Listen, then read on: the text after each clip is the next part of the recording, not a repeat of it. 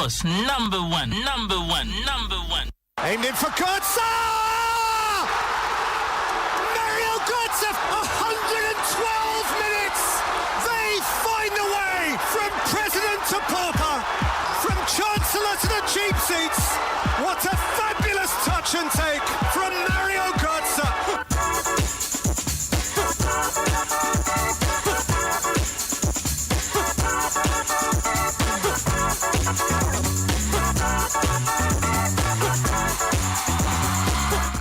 Abusian Fano Pay Jinkonya Live for Adom 106.3 Adom Sports Page 1 and Abusian for Nyanumi Yatinasia Yadin Common Eba Midin and you're being Kweku and the Dudona from a Papa Maestro and pay many minaba. Mavis Savanya Lady a trouble lady Vesdel Papi B. Fantastic. Enti ye kuma no na enchekwa na aboafo adon bring no metayechi na yagudi emu ye de eba no betway for eka ho di matintiman pa was say for the love of the game and one say games ahodo a ene ebeba so ebi ba so no a wodi sika kakra bi be hema obedi sika befu e de agu ubotom sebe sika no di ya no peking kan na beto wallet ma enya asem kuma dodo na di ebi toka ebi ware ebi sidan wum enti mentra ho na enya hwe me ni sika no enyawo enti fa ho jim na bibia enkoye Samson na Givers Herbal Center or the Givers power capsules no e de aba ye de mama ye nonom de asiesie ho pa o tena fiada na se weekend ye wram ye pa weekend so de won saka bia peking kan na se bibia ekwe na girls na ni ate ene ye the cream of tartar obedi de obeto ama ne bia obedi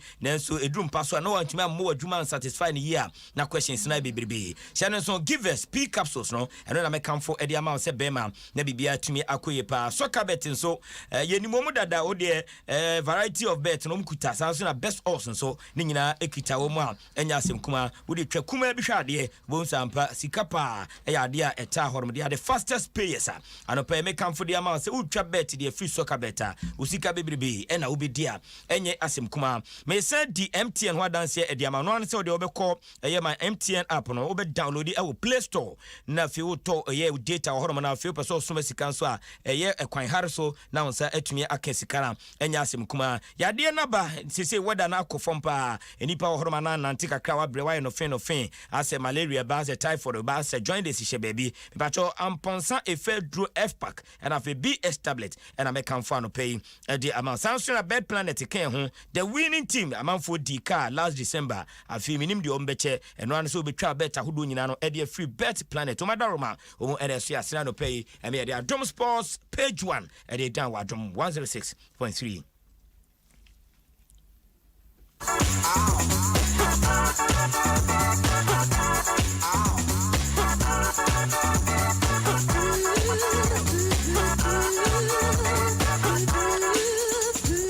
For your chance free and right UEFA na say Europa games etumi etodwa e wo horoma na say no ene betodwa ene UEFA Champions League games no ene etumi ekọ so a enya asem kuma na games ekọ so no enya asem kuma emu ye hyiye papa na Borussia Dortmund ehye ba ko ema Manchester City ono etumi ehye makuma no a enya asem kuma me no ka say de aggregate no Manchester City ene etumi akore no Pep Guardiola ono na manager Man City after the game ene jimu say eno no edijai incredible happy honest for this club, for this organization, for our chairman, for our players, of course, our fans, for everyone. So it's the second time you get the semi-final. It's not much history in our club here, but we start to build it. And we were brilliant, except the first 10 minutes that they were good, and the last 30 minutes and the second half we were so good. So incredible, happy to be in semi-final. The best 4 teams in Europe against big, strong teams, and we're going to try arrive good and try to play a good game. We any enkoma manager Man City any jemu pa we de etudwa Liverpool wotena fie Real Madrid ne be ko atipenko obi antumi anhye no yonko na per the first game no na aggregation dia na say Real Madrid wono na ko animu Jurgen Klopp your manager Liverpool arehomu we no so edimayen. We started the game extremely well and could have obviously scored there early, but we didn't. And so we were good in the game. We played much better. We didn't lose the tie tonight. We lost the game, obviously, in Madrid. That's clear.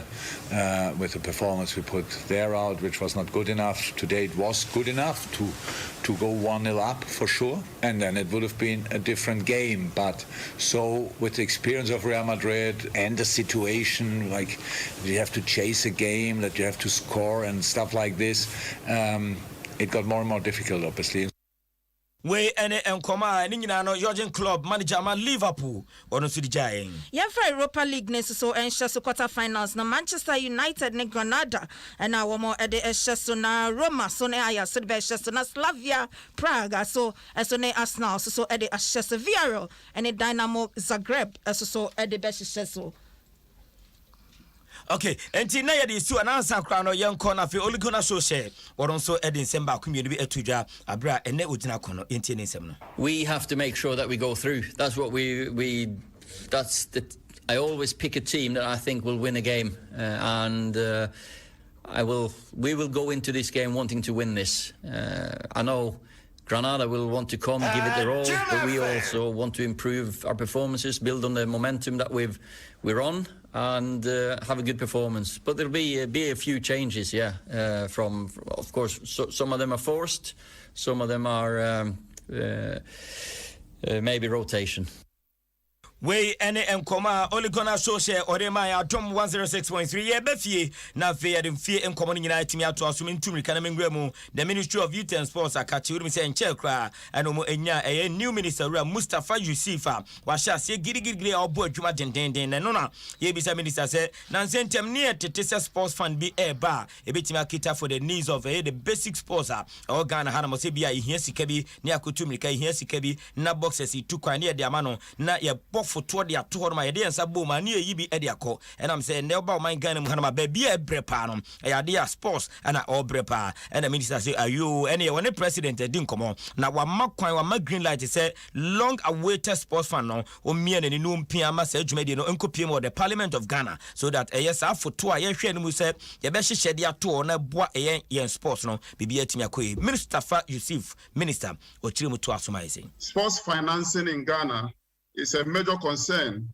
my ministry over the past years have been faced, and we've worked assiduously. My predecessors have gone through a series of policy documents and also memos to get cabinet to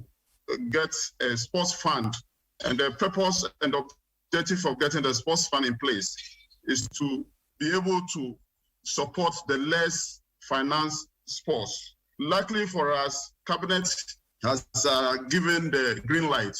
for the minister to establish a sports fund finally for the Republic of the good people of Ghana. We enkoma Minister of Youth and Sports Ra Mustafa Yusuf wadema wamana so awasa to aso achem se abana hye kiti ese enche kra no eyade African Games na course 2023 no ye hosti e Ghana ha na the friend of basketball arena no omunya hoboa pa ni CBB shirete pa na moa na the Ghana Basketball Federation no omso entime emfa enye training no mo prepare ye pa abra the All African Games no ebe shase. We have opportunity of hosting the All African Games come 2023, and basketball and other 24 other sporting disciplines are going to be competed for. So it is now incumbent on us as a country to make sure that we have an international standard basketball court. Currently, the LOC, the Local Organizing Committee, has been inaugurated, and we are working on it. We enkoma Honorable Mustafa Yusuf Edijaye. One sample from Webusafo Ghana Football Association at the air license, the coaching course, as Shaswa Enyasem Ketwanachi and a first face Nashas next week, the second batch no so ebetwaso. Nemuno now racket years or Kraku, one on air president of the Ghana Football Association. Since Shaya, what she share what person what the boy Ghana football and the pa and any swadi humpa what the abba so what the best yes Ghana football no and ya the Ketwakran was Shebose coaches no mamu warekra a fake cran will be a series of seminars training at the amamu no yeso a was sign at bamamo to kwa brochire amanone akwa better mo courses ni nyina na bibia konkan at the amamu. Coaches without the personnel to coach the coaches is not coaching. So you could see clearly that in the time past we have indeed strived, but we have struggled to produce the very best. We have 10 regions. I'm sure we have maybe 15,000 footballers. And one man cannot coach everybody. Or two or three cannot coach everybody. That's why today your FA has decided that we go on this path, where some of you will volunteer to be trained as coach instructors, so you can also impact the knowledge you have onto the rest of our colleagues. Racket yes okraku no what's in kasa wacheche mu kwa opese ofaso na wode boa coaches ne coach for won wo man Ghana mu na wansu kwa and wode to aso watche se etutu asem a ekoso e kai na no ada wo ba Joy Sports a ye nuanom won won betwetwe nkomo no wode tu dwache se e wo se yetimi chi won a won di bone won di tutu asem e wo various stadium no na enum e na eye mame a ne din de Shila abeyi Bockman ono eye director of public affairs at the Ghana Police Service. What the abetu just say one day we show one say one the request na ba one fa adequate request mra just one fa request e be ma yemma one dodo police for dodo ana military men dodo a on betimi akọ various stadium no metimi akosi sa eni mohudie enyina ano. The local organizers, the strength of the police sometimes to provide the necessary security,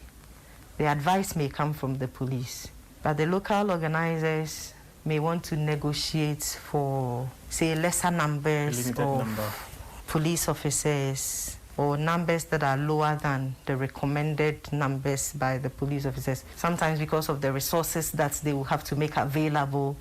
for that to happen. And so we should at all times have the open mind of seeking to adhere to the advice, rather than having our numbers ready to negotiate to limit the kind of security that the police will avail itself to provide at match centers.